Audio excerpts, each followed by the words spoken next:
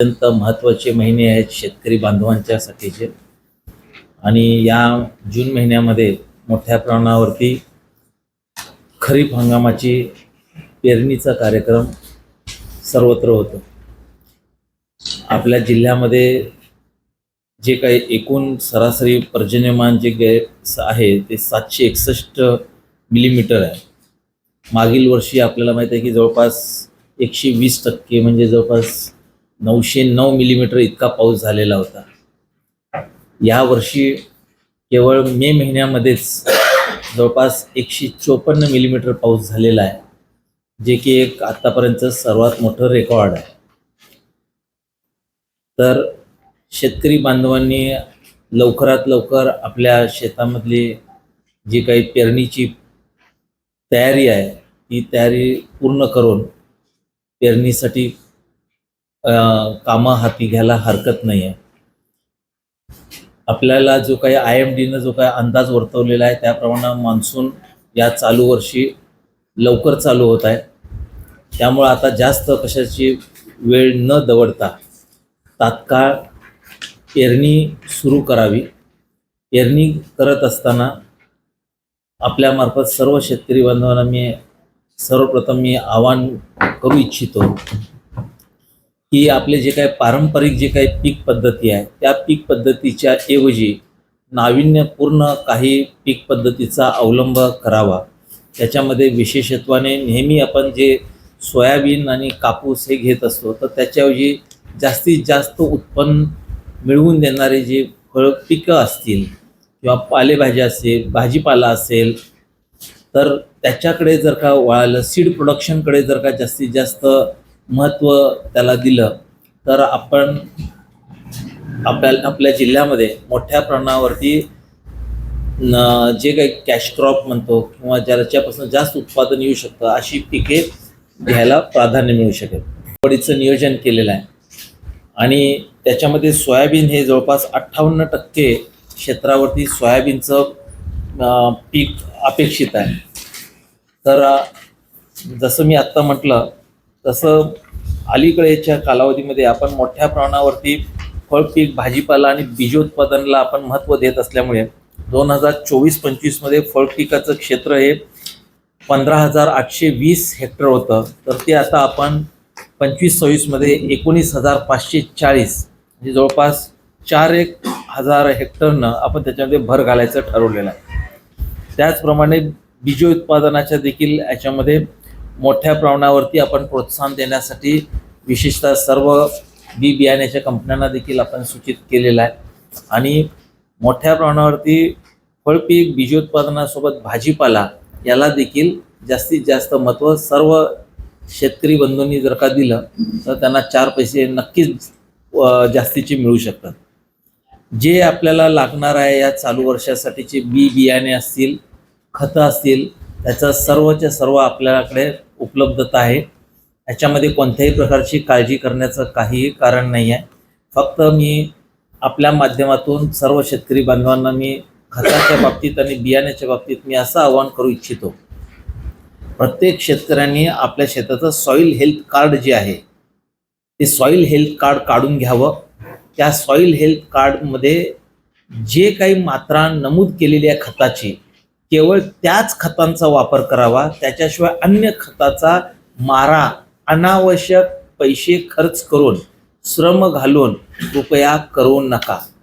जेवढी आवश्यकता आहे तेवढेच जर का आपण खताचा वापर केला तर जमिनीची सुपीकता चांगल्या पद्धतीची राहू शकते आणि चांगल्या पद्धतीचं उत्पादन यायला मदत होऊ शकते. नंबर 2, कोणतंही ह्याचं कंपनीचं बियाणं घेण्यासाठीचा कोणताही प्रकारचा अट्टहास पण करण्यास काही अर्थ नाही आहे. कारण उदाहरणार्थ जर का बघितलं तर कापसाच्या संदर्भात BG2 जे म्हणतो तर त्याच्यामधले ते कुठल्याही कंपनीचं जरी असलं तरी त्याचे जे काही बेसिक इन्ग्रेडियंट्स जे आहेत ते किंवा जीन्स जे आहेत ते समान स्वरूपाचे असल्यामुळे कोणत्याही कंपनीचं घेतलं तर काय बिघडत नाही. परंतु एकच कंपनी पाहिजे, तेच पाहिजे असं जर का धरलं तर याच्यामध्ये फसवणूक होण्याची देखील शक्यता नाकारता येत नाही. परंतु कोणत्याही शेतकऱ्याची फसवणूक होत असल्यास कोणत्याही कंपनीकडून लिंक केलेले प्रोडक्ट्स अतिरिक्त स्वरूपात शेतकऱ्यांना घ्यायला बंधनकारक कोणती कंपनी किंवा कृषी विक्री केंद्र जर का करत असेल तर त्याच्याबाबतची तक्रार आमच्याकडे तात्काळ ते करावी. या संदर्भातील जे काही तक्रारीसाठीचे जे काही हेल्पलाईन आहेत ते मी आपल्या प्रेस नोटमध्ये मी नमूद केलेले आहेत. तक्रार निवारण कक्षाशी तात्काळ संपर्क साधून आपल्याला त्याच्याबाबतची माहिती देता येईल. जर का बोगस बियाणं असेल, बोगस खत असेल, कीटकनाशक असेल, त्याच्या संदर्भातची तक्रार त्या दिलेल्या नंबर जो आहे तक्रार निवारण कक्षाशी संपर्क साधून किंवा ईमेलला DSAO-buldana.qc@gmail.com वरती मेलने पण देऊ शकतात, लेखी स्वरूपात आणून देऊ शकतात. त्याच्यावरती सक्त कारवाई करण्याच्या आपण सूचना दिल्या आहेत. या अगोदरच आपण जे काय आवश्यक असलेले जी काही भरारी पथक आहेत त्याचं देखील आपण गठन केलेलं आहे आणि त्यांना मोठ्या प्रमाणावर कारवाई आवश्यकतेनुरूप करण्याचे देखील आपण सूचित केलेलं आहे. ज्याप्रमाणे आपण वेगवेगळी जी काही माहिती मी आता ह्याच्याबाबत सांगितलं, तिचं कार्ड काढायचं असेल, आधार कार्ड अपडेशन करून घ्यायचं असेल, ती देखील सेवा ह्याच्यामध्ये आपण उपलब्ध करून देणार आहोत. ज्याला कोणाला शेतकरी बांधवांसाठीच्या वेगळ्या योजना जे काही राज्य शासनानं जे काही राबवण्यात येतात तर त्याच्या संदर्भात देखील महाडीबीटी पोर्टलवरती अर्ज करण्याकरताचे फळबाग लागवड असेल, मनरेगा खालचे काही असतील, कृषी यांत्रिकीकरण असेल, शेततळ असेल, याचे देखील अर्ज स्वीकारले जाणार आहेत.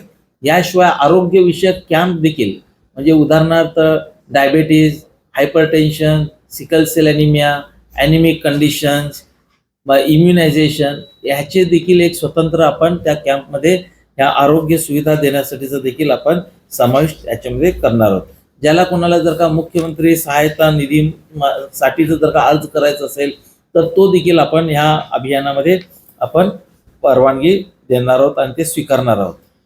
तर आता आपल्याकडं राज्य शासनानं महाविस्तार नावाचं देखील एक स्वतंत्र AI सपोर्टेड ॲप हे केलेलं आहे, लॉन्च केलेलं आहे आणि ते गुगल प्ले स्टोअरवरून आपल्याला डाउनलोड करता येईल सर्व शेतकरी बांधवांना आणि त्याच्याद्वारे पिकाचा बाबतचा सल्ला असेल, नंतर त्याच्याबाबतची मृदा आरोग्य पत्रिका जे सॉईल हेल्थ कार्डबाबतचं माहिती असेल, खताची मात्रा किती द्यायला पाहिजे त्याच्या संदर्भाची असेल, कीड आणि रोग व्यवस्थापन कसं करायला पाहिजे त्याच्याबाबतची माहिती आहे, बाजारभाव काय आहेत ती देखील माहिती आणि गोदामाची उपलब्धता या सर्व बाबींशी संबंधित माहिती हा एका ॲपवरती शेतकरी बंधूंना उपलब्ध होणार आहे.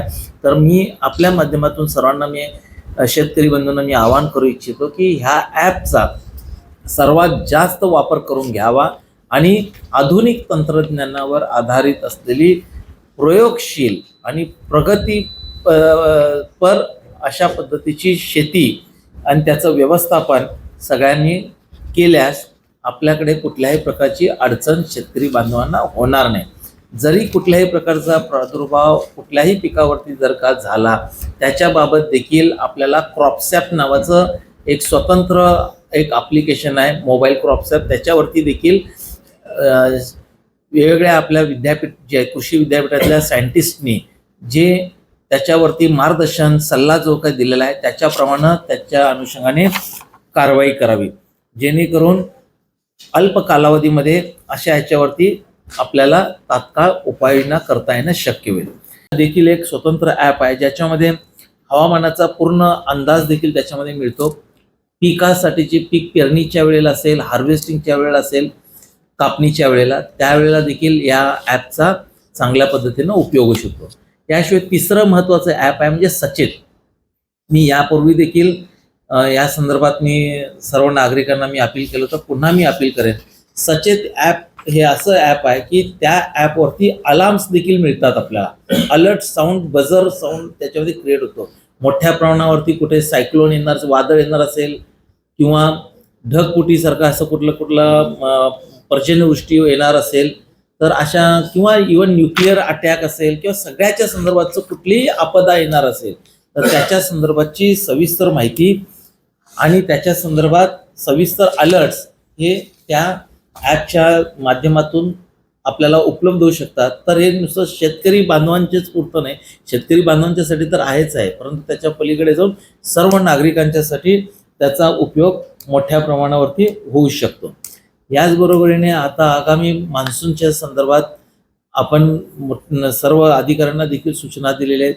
धोकादायक इमारती असतील, पूल असेल, रस्ते असतील, नदी काठालगतची गावं असतील, अतिक्रमण क्षेत्र असेल किंवा ओढे नाले नदी पात्राच्या बाजूला जर का लोक कुठे राहत असतील जिथे पूर येण्याची शक्यता आहे, विशेषतः मागच्या वर्षी नळगंगा धरणाच्या कडेने जे काही दाताळापासून ते पुढे खालपर्यंत नागरिकांना माहीत होतं, मी तिथं स्वतः व्हिजिट केली होती, लोक अतिक्रमण करून अक्षरशः नदीपात्राच्या बाजूला राहत असल्याचं आढळून आलं. त्यांना देखील आपण नोटीस वगैरे दिलेल्या आहेत, माहिती दिलेली आहे.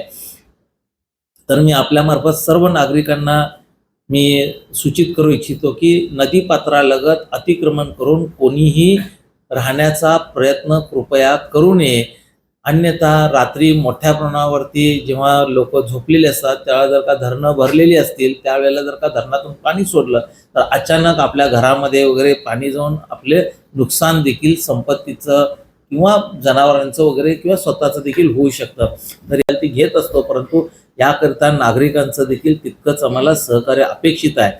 आणि दुसरी गोष्ट म्हणजे महत्त्वाचं हे आहे की जिथे जेव्हा आपल्या कोणत्याही प्रकारची जर का आपत्कालीन परिस्थितीमध्ये कुठल्याही प्रकारची अडचण असेल तर आपले जे काय कंट्रोल रूमचे नंबर्स आहेत ते आपण डिस्प्ले केलेले आहेत. आपल्या वेबसाईटवरती देखील त्याची सविस्तर माहिती टाकलेली आहे. कॉन्टॅक्ट नंबर डिस्प्ले केलेले आहेत, पोलिसांचे नंबर त्याच्यामध्ये डिस्प्ले केलेले आहेत. तर त्याच्यावरती देखील कुणीही आपल्याला अप्रोच होऊ शकतं. नेक्स्ट इम्पॉर्टंट शेतकऱ्यांच्यासाठी देखील आणखीन आपल्याला मी सांगू इच्छितो की आतापर्यंत जी काही आपदा झाली मागच्या काही 1-1.5 वर्षामध्ये, ज्याचे आपल्याला डिझास्टर खाली पिकाचं जे काही नुकसान झालं त्याची भरपाई म्हणून आपण मोठ्या प्रमाणावरती त्याचं शेतकऱ्यांना पैसे देखील आपण ते दिले आहेत. जवळपास 2,37,971 बाधित शेतकरी होते. त्याच्यापैकीचे आतापर्यंत 1,83,000 पेक्षा जास्त शेतकऱ्यांना 251 कोटीपेक्षा जास्तीची रक्कम त्यांच्या बँक खात्यामध्ये आपण जमा केलेली आहे. काही शेतकऱ्यांची त्यांच्या स्वतः ज्यांचं सामूहिक क्षेत्र आहे, सामूहिक क्षेत्र असल्यामुळं त्यांनी त्यांच्या ह्याच्यामध्ये 4-5 खातेदार जे असतील त्यांच्यापैकी कुणाच्या नावे ते जमा करायचे आहे त्याच्याबाबतची कन्सेंट प्राप्त झाली नसल्यामुळे त्यांच्या खात्यामध्ये आपण पैसे जमा करू शकलेलो नाही आहे. जवळपास 12,1 आहेत, 12,000 पेक्षा जास्त आहेत. त्याचबरोबर KYC करिता शेतकरी प्रत्यक्षात पुढे न आल्यामुळे जवळपास तितक्याच संख्येचे शेतकरी, जवळपास 13,000 शेतकऱ्यांचं KYC देखील पेंडिंग आहे. तर आपल्या माध्यमातून मी शेतकरी बंधूंना मी आवाहन करू इच्छितो की ज्या शेतकऱ्यांनी अद्यापर्यंत KYC केलेलं नाही आहे किंवा ज्या शेतकऱ्यांची सामूहिक शेती आहे आणि त्यांनी अद्याप कन्सेंट दिलेला नाही, तर त्यांनी त्याच्याबद्दलचा कन्सेंट तात्काळ आपल्या तहसील कार्यालयाला द्यावा. आणि याच्याशिवाय KYC केलं नसल्यास नजीकच्या आपल्या CSC मध्ये जाऊन KYC करून घ्यावं, जेणेकरून जी ती आपली नुकसान भरपाईची रक्कम आहे ती आपल्याला प्राप्त होऊ शकेल. जुलै महिन्यामध्ये महाराजस्व अभियान आपण घेत असतो, ज्याच्यामध्ये वेगवेगळे जे काही महसूल विषयक जी काही लाभ आहेत ते आपण शेतकऱ्यांना आपण ते द्यायचा आपण ते प्रयत्न करत असतो. ह्या चालू वर्षी देखील छत्रपती शिवाजी महाराजस्व समाधान शिबिर आपण आयोजित करणार आहोत. परंतु आपल्या जिल्ह्यासाठी एक वैशिष्ट्यपूर्ण बाब म्हणजे आपण बरेचसे जे काय आहेत जवळपास 100-200च्या आजूबाजूला गावं आपण काही वेगवेगळ्या अधिकाऱ्यांनी दत्तक म्हणून आपण दिलेली आहेत. तर ते गावं जी आहेत त्या गावातल्या म्हणजे सर्वच मंडळामध्ये आपण हे महाराजस्व अभियान घेणार आहोत. परंतु प्राधान्याने आपली जी काही 200 दत्तक गावं आपण जी घेतलेली आहेत ती ज्या मंडळामध्ये आहेत त्या मंडळाच्या ठिकाणी आपण ही शिबिरं आपण आयोजित करणार आहोत. आणि 4 तारखेला आणि 4 जून, 11 जून आणि 18 जून या 3 तारखांना हे महाराजस्व अभियान आपण आयोजित करणार आहोत वेगवेगळ्या लोकेशन्सला. त्याची देखील माहिती आपल्याला पुरवण्यात येईल. आणि या अभियानाअंतर्गत सर्व प्रकारचे, केवळ महसूलच नव्हे, नाव जरी महाराजस्व अभियान असलं तरी देखील याच्यामध्ये सर्वच विभागाच्या सर्वच नागरिकांच्या प्रती असलेले महत्त्वाचे जे काही सेवा आहेत त्या सेवा देण्याचा आपण प्रयत्न करणार आहोत, ज्याच्यामध्ये जिवंत 7/12 असेल, नाव कमी जास्त असेल, 7/12तल्या नोंदी दुरुस्त करायच्या असतील, पोट खराबाखालची जमीन लागवडीखाली आणून द्यायची असेल त्याच्या संदर्भातच्या गोष्टी असतील, वर्ग 2ची जमीन वर्ग 1 मध्ये रूपांतरित करायचं असेल त्याच्याबाबतचं असेल, अशा सर्व प्रकारचे जे काय आहेत वारस नोंदीपासून ते ह्या वेगवेगळ्या पद्धतीनं जे आपले 7/12 आपलं साफसफाई करायची आहे तर त्याच्या सगळ्या नोंदी आपण त्याच्यामध्ये अर्ज आपण प्राप्त करून घेणार आहोत. त्याचबरोबरीने जागा नाही आहे, भूमिहीन आहेत परंतु मंजूर झालेला आहे तर त्यांची अर्ज घेणे, नवीन ज्यांना अद्यापही कधी घरकुल मंजूर झालेलं नाही आहे तर त्यांच्याकरिता जी प्रधानमंत्री आवास योजना, शबरी, रमाई ह्या सर्व योजनेअंतर्गतचा लाभ देण्याकरता ते देखील अर्ज आपण याच्यामध्ये प्राप्त करून घेणार आहोत. ज्यांची मगाशी मी आपल्याला सांगितलं EKYC पेंडिंग आहे, संजय गांधी निराधार योजना असो किंवा आपले ह्याची योजना असो, PM किसान सन्मानची असो किंवा आपलं रेशन जे काय आपण देतो त्याच्यासाठी देखील EKYC अनेक नागरिकांची पेंडिंग आहे. तर याचे सर्व EKYC साठीचे देखील स्वतंत्र कॅम्प, नैसर्गिक आपत्तीचं पैसे देण्याचं देखील जे EKYC पेंडिंग आहे ही सर्व EKYC कामं प्रलंबित असलेली या कॅम्पच्या दरम्यान आपण घेणार आहोत. जवळपास 1.86 लाख 1,86,000 इतके आपले संजय गांधीचे लाभार्थी आहेत, परंतु अजूनही 30,000 लाभार्थ्यांनी EKYC केलेलं नाही आहे. त्याचबरोबरीने आपलं जवळपास रेशन कार्ड धारक जवळपास 14 लाख रेशन कार्ड धारक आहेत बेनिफिशरीज, त्यापैकीचे 5 लाख लाभार्थ्यांनी अद्यापही EKYC नाही केलं. जसं शेतकऱ्याचा फार्मर ID जर का क्रिएट नाही करून घेतला तर लाभापासून वंचित राहणार. तसंच संजय गांधी योजना असो किंवा रेशनिंगची असो त्याच्यामध्ये EKYC नाही केलं तर त्यांना संजय गांधीचा लाभ मिळणार नाही, त्याचबरोबरीने रेशन देखील मिळणार नाही. त्यामुळे ही आपण एक चांगल्या पद्धतीची संधी सर्वांना एका ठिकाणी प्रत्येक मंडळामध्ये एक कॅम्प राहणार आहे. आपल्याकडे 92 मंडळ आहेत, 92 मंडळामध्ये आपले कॅम्प होणार आहेत. त्यातले पहिल्या टप्प्यामध्ये 4 तारखेला 35 ठिकाणी 35 मंडळामध्ये, नंतर 11 तारखेला 35 मंडळाच्या ठिकाणी आणि उरलेले 22 ते 18 तारखेला आपण नियोजन केलेलं आहे. हे जून महिन्यामध्येच पावसाळा जोर पकडायच्या अगोदर आपला प्रयत्न आहे की हे अभियान जर का गतिमान झालं तर त्याच्यामध्ये लाभ खऱ्या अर्थानं देता येऊ शकेल. जुलै महिन्यामध्ये एकदा पाऊस जोर पकडला तर आपल्याला हे शिबिर आयोजित देखील करता येणार नाही. विशेषतः प्रामुख्याने त्यांच्यासाठी मी आवाहन करू इच्छितो की जसं महाविस्तारचं एक जसं प्युअरली कृषीशी संबंधित एक ॲप केलेलं आहे त्याच पद्धतीनं डिझास्टर करता देखील आपल्याकडे महत्त्वाचे ॲप्स आहेत, त्याचा देखील वापर मोठ्या प्रमाणावरती होणं गरजेचं आहे. हे याच्यासाठी मी सांगतोय की अलीकडच्या कालावधीमध्ये आपल्या जिल्ह्यामध्ये वीज पडून मृत्यू झालेल्या जनावरांची संख्या ही मोठ्या प्रमाणावरती आहे. जवळपास एकूण मोठी मृत जनावर 32 आपल्याकडं सध्या आढळून आलेली आहेत. तसं 5 लहान मृत जनावरांचा मृत्यू झाल्याचं निदर्शनास आलेलं आहे. 4 आपल्या मनुष्यहानी देखील झालेली आहे, 4 जणांचा मृत्यू झालेला आहे वीज पडून. तर विजेच्या संदर्भात मी आपल्याला सगळ्यांना सांगू इच्छितो की दामिनी नावाचं ॲप आहे, मोबाईल ॲप, ते आपल्या ह्याच्यावरती सर्व नागरिकांनी डाउनलोड करावं. त्याच्यावरती अलर्ट येतात, त्याच्यावरती पूर्ण माहिती मिळते की कधी वीज पडणार आहे, कोणत्या लोकेशनला पडण्याची शक्यता आहे आणि त्याच्याप्रमाणे काय उपाययोजना करायला पाहिजे ती देखील माहिती त्याच्यामध्ये दिली आहे. सर्वसाधारणतः अवकाळी पावसाच्या वेळेलाच विशेष करून वीज पडण्याची घटना घडतात आणि त्यावेळेला अशा प्रसंगी बाहेर कोणीही न राहता घरामध्येच राहावं, जनावरांना देखील योग्य पद्धतीचं संरक्षण द्यावं जेणेकरून कोणत्याही प्रकारची हानी होणार नाही.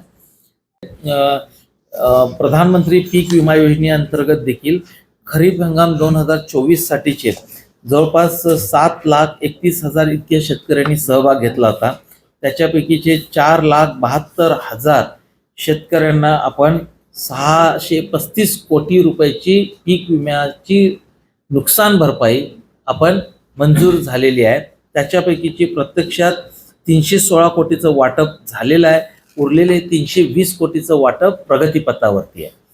त्याचबरोबरीने जे आपलं फळपीक विमा योजना जी आहे त्याच्यामध्ये मृग बहारला जवळपास 2000 पेक्षा जास्त शेतकऱ्यांनी अर्ज भरलेला होता आणि त्याच्यापैकीचे जवळपास 1518 शेतकऱ्यांना आपण फळपीक विमा अंतर्गत देखील नुकसान भरपाई सुमारे 8.5 कोटीपेक्षा जास्त रकमेची आपण मंजूर झालेली आहे.